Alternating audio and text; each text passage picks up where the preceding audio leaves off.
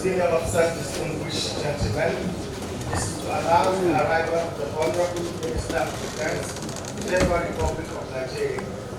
He is being accompanied by the Chief of the Staff, Constitution, one of the staff ECOWAS standby force, Brigadier General Mutakio, Departmental Chief. And my younger sister is doing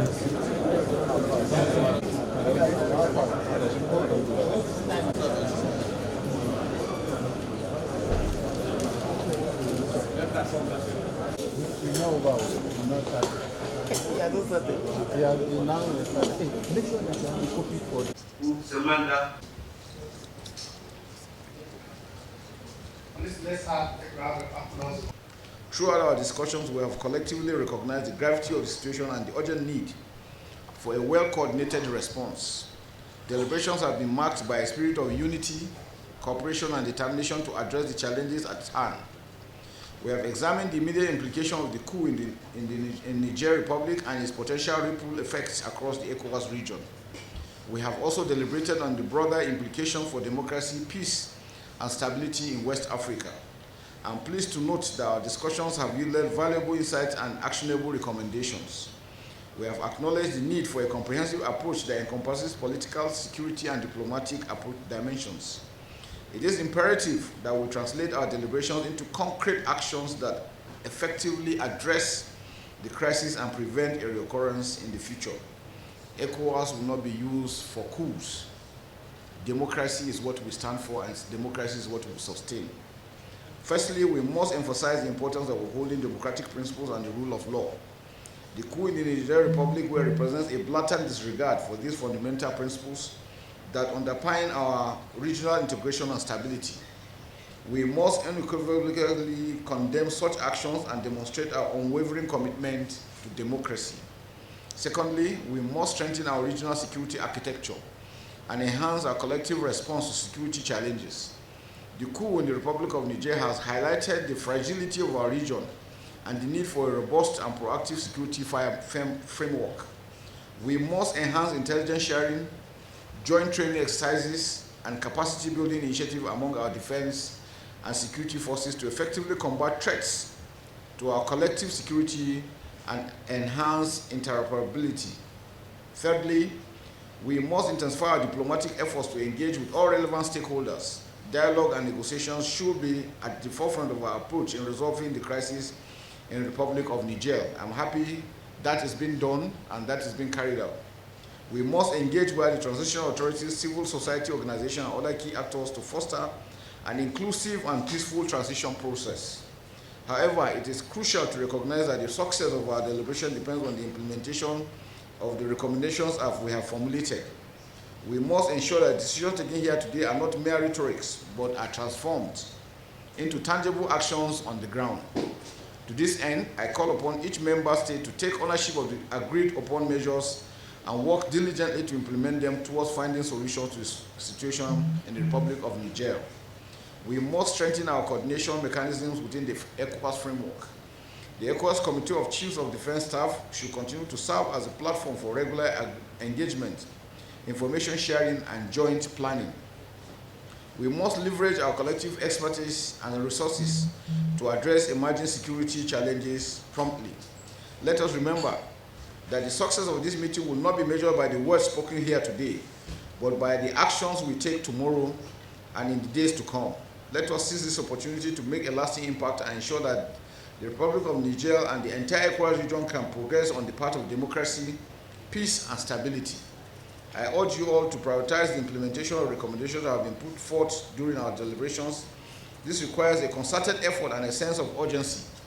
We must allocate the necessary resources, engage relevant stakeholders, and monitor progress to ensure that our decisions have a tangible impact on the ground.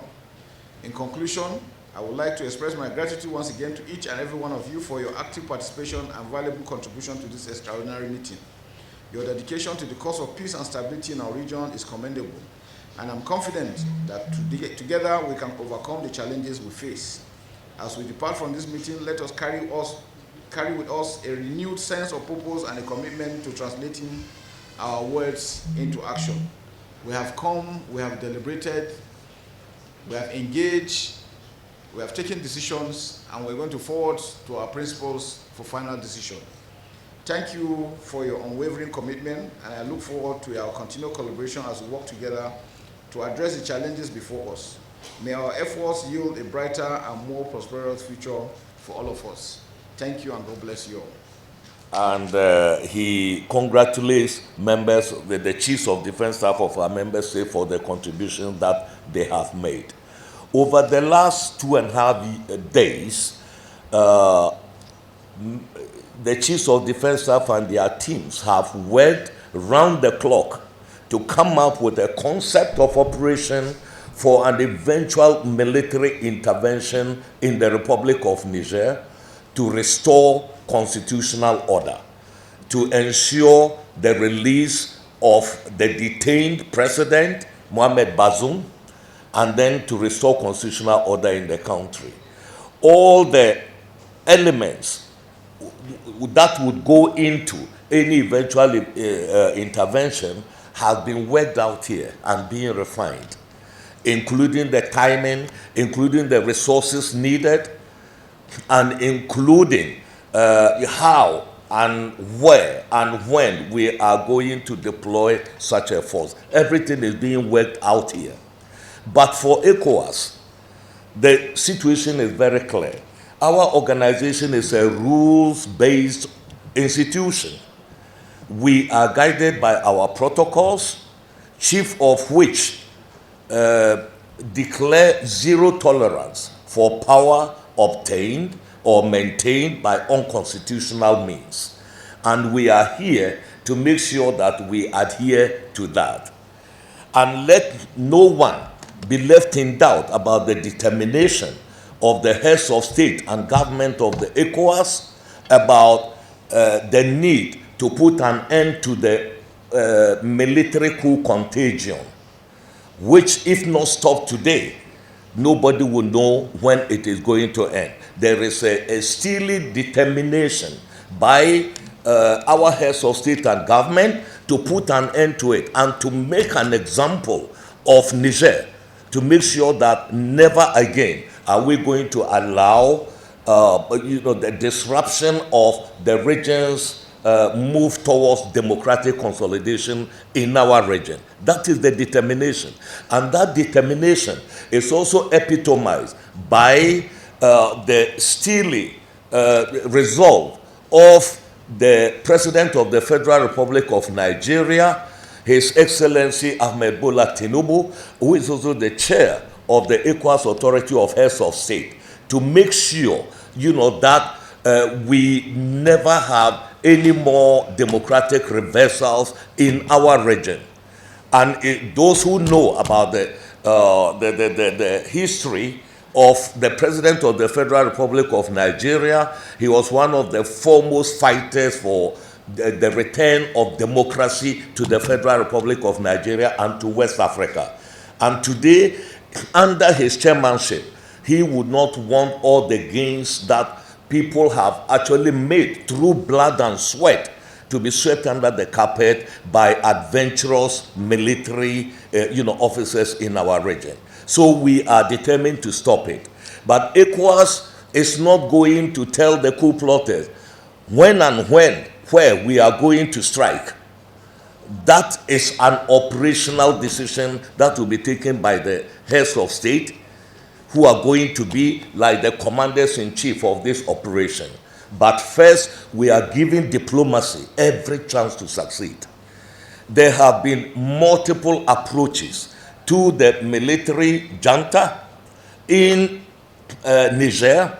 The whole of yesterday, a very high-level delegation from ECOWAS, led by the former head of state of Nigeria, His Excellency General Abubakar Abdusalam, and made up also of the Sultan of Sokoto and the President of the ECOWAS Commission, have been engaging in endless discussions with all stakeholders in the country with a view to seeking a peaceful solution to the hostage situation and the attempted coup. Those negotiations are ongoing. the Federal Republic of Nigeria has also deployed envoys to the regional neighbors who are not even members of ECOWAS in order to explain the position of ECOWAS and to seek their support for every measure that we are going to take. So as you see, war or intervention, military, is not our, option of choice. It is the last resort.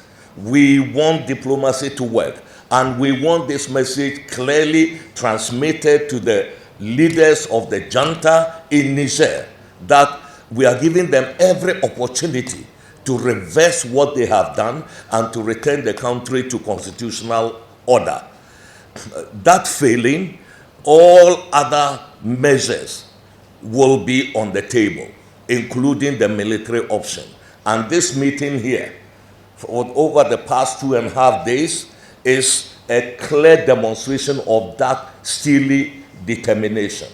The results of whatever has been achieved here will be presented very soon to the heads of state and government, who will have the last say as to what we are going to do with regard to the situation in the Republic of Niger, provided that all our overtures, diplomatic overtures, do not yield result. So I want through this media also to appeal, to the military in Niger to give peace a chance, and then to think about their populations, and then to do the right thing by immediately restoring constitutional order in their country. That is our message to them.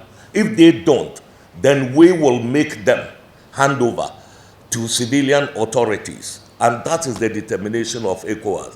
And we want to send that message clearly across to all of them. In conclusion, I would want to, thank our chiefs of defense staff, their delegation for their dedication. In fact, the results have been very impressive about what they have done, about the planning and everything, and ECOWAS is eternally grateful to them. I say good afternoon to everyone. It's been quite an acute journey, that started on Saturday here in Abuja. And on Sunday, the ECOWAS leaders, heads of governments, were hosted by the chairman of the ECOWAS Authority of Heads of Government of ECOWAS, His Excellency President Ahmed Bola Tinubu, here in Abuja at the State House. And on Monday evening, I received a call and a message from the ECOWAS requesting that Nigeria should host the meeting of the Chiefs of Defense Staff. In Nigeria, we say like joke. We had a quick meeting with the Chief of Defense Staff of Nigeria, the MOD, and we agreed that yes, within 24 hours, we can host this meeting. And indeed, I must commend each and every member, the Chiefs of Defense Staff from the ECOWAS countries, for yielding to our call. Within 24 hours, you found your ways to Nigeria, despite all the challenges of flights from various parts of West Africa to our country, Nigeria. It's been 2 days of meetings, but very valuable meetings. I want to congratulate all of you for accepting to be here and for deliberating and accepting to work together along with other member states to address the issues of Niger. I want to congratulate most especially our own Chief of Defense Staff, General C.J. Musa, for taking the lead to host this meeting in the Defense Headquarters here in Abuja. So congratulations. To our chiefs from other countries, I can assure you that Nigeria, through the leadership of President Ahmed Bola Tinubu, is committed to restoring democracy in the Republic of Niger. Our president, a core Democrat, an astute believer in Africa, and particularly West Africa, is committed to ensuring that we restore peace, democracy, and good governance in the Republic of Niger. Being a Democrat, therefore, he believes in diplomatic means of resolving issues. Military option is the last option. But he has directed us, the Ministry of Defense and the Armed Forces of Nigeria, to come together with other ECOWAS members. And I can assure you that we are waiting for a call by the ECOWAS Committee of Heads of Governments, and particularly our President, President Bola Ahmed Tinubu. Move, and the armed forces shall move. However, like the Commissioner stated clearly, that the means of diplomacy is the best, and therefore we are pursuing all avenues of diplomacy to see that peace is restored and democracy is restored in the Republic of Niger. But our armed forces are ever ready to move into Niger once called upon to do that. The Chief of Defense Staff has actually committed himself on Monday by providing total loyalty to the authority of the President and Commander-in-Chief of the Armed Forces of Nigeria. He has offered his 100% loyalty, and therefore, if Mr. President says move, he is ready to move through the air, the land, and the sea. However, we have given diplomats the opportunity to resolve this matter. It is our fervent prayers that this diplomacy will work and there may not be any need for military operation. But the military is ready to move in if called upon. Therefore, I want to thank each and every one of you for coming together and developing such a robust plan with cost implications to the ECOWAS. The Committee of Heads of Governments will deliberate on that and see how best we can address the issues. We also thank the international community for giving us all the support, particularly the United States of America, the European Union, the United Kingdom, and all the other allies that we have for Nigeria and ECOWAS in general. Finally, I want to congratulate my brother, General C.J. Musa, for taking over the mantle of leadership as the President of Committee of Chiefs of Defense Staff of ECOWAS. The Ministry of Defense will continue to be with you. We assure you of our 100% commitment and support to ensuring that you succeed during your tenure as President of this committee. On this note, I want to once again welcome all of you to Nigeria as you conclude this meeting, and I hope that you enjoyed your stay despite the brief period I spent in Abuja, our beautiful city and capital of the Federal Republic of Nigeria. I say congratulations for coming together, and I wish everybody well. Thank you, and may God bless the Federal Republic of Nigeria and ECOWAS. Comité des chefs d'État, la CEDEAO, je voudrais vous remercier.